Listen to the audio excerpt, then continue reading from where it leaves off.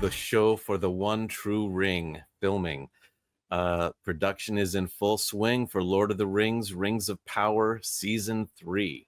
Now, we have a little show where Mr. Storm, me, and Darth Moocher were talking about the Rings of Power. And the first season was so-so. It got real good at the end. And then a lot of people hated the second season, but I really enjoyed it. I thought it was an improvement, and they got much better with the characters and what was going on. And see, I like that Fantasticar popcorn bucket. That's cool. It's no toxic waste bucket, but you know. But yeah, it's cool, I guess. But yeah, Rings of Power Season 3, I'm looking forward to it. Amazon is spending a ton of money. They're like a couple billion into it now. Well, you guys are bringing back the show, right? For yes. When season 3 launches, Gettin Medieval will go back up, and it'll be again the three of us talking about it.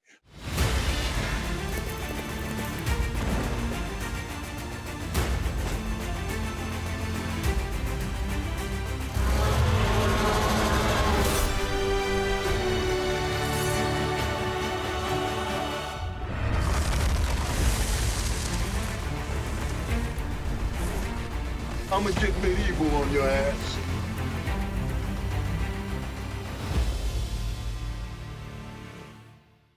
I will give credit to one aspect about this is that you're right. First season, look, people love the original Lord of the Rings films. I find them a little long, and I actually enjoyed the Hobbit films more. I thought it moved the pacing and everything. So when it was coming down, it's like, look, I thought the best thing that the Ring of Power did was like open up the door. If you're not like big into reading Tolkien and a lot of the other movies, you were able to have a lane in here where you could understand the beginning of all the aspects that go on in that world. And I thought that was the interesting factor of it. Season 1 was a little slow, heated up towards the end of the season. Season 2 was fantastic. And I was like, wow, and I know it's been getting some up and down. Some people liked it, some people don't. I'm looking forward, especially at the end of everything that happened in season 2. I'm looking forward to season 3, man. Did you watch any of these, Mr. Maddox? I did not. I watched them in the sense I was watching your guys' show. But I think I think I'm going to go back and watch the two seasons to see if because I'm hit and miss on Lord of the Rings. So I'll probably go back and see if I like them or not.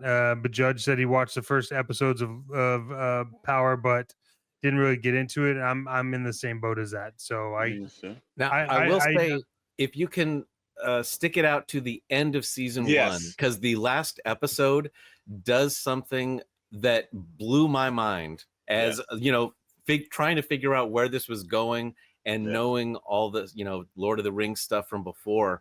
And they did something that I totally didn't see coming, and it is great. Absolutely. And that really set the stage for the next season. Yeah, Marcelo said I need more battles in season 3. Yes, but I totally agree. This is my thing: is like in I read all the Tolkien books. I've read a bunch of them actually, but here's my thing about these shows. We talked about this even with with Daredevil, Born Again. I'm tired of TV series and shows like this where it's just like, oh, well, if you just get past the first 5 episodes, it's like, well, no, like just make them like if you want to know how to write a TV series, just go watch The Penguin before you write your show.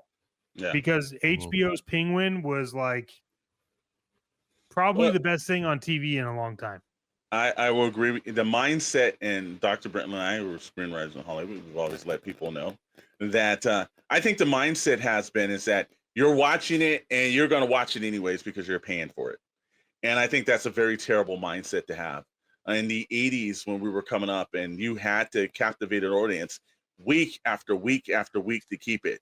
And I've noticed in the streaming era, you're right. You'll have to watch like 3 or 4 episodes. And the guy said, no, but if you can get past this, it's really great. That's not how you do captivating television.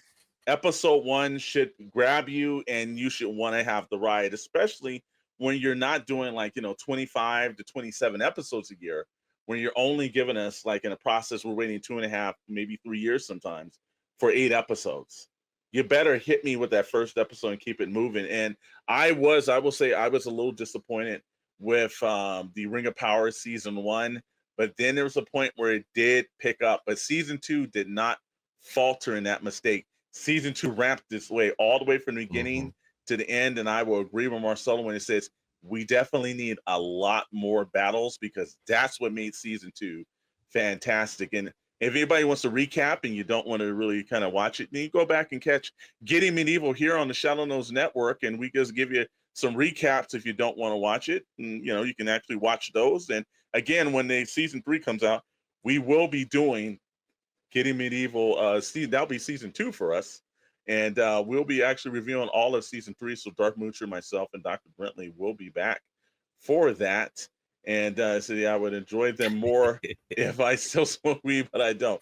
Now, I will tell you, there's a lot of things with the orcs, and weed would help. Hey, look, Gandalf is stoned through all of Lord of the Rings. He's got his pipe weed, and Merry and Pippin also are stoned through most of it. There's some wild stuff with the hobbits.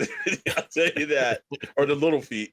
We'll check out season 2. Yeah, man, like I said, again, it's if you're going to start with it, especially if you read all the books, it'll be easy transition into it, but it is a very good series once you get past everything. The beginning of season 2, like the first 10 minutes of season 2 is amazing. Yeah. Like if you can even start just there if you don't want to do all the setup, because season 1 is a lot of setup. Yeah. Right. Sure. And yeah, they should have come up with a better way to make it more entertaining. But once you get into it, it goes, and it's pretty cool. Fair assessment, sir. I'll definitely give that 3.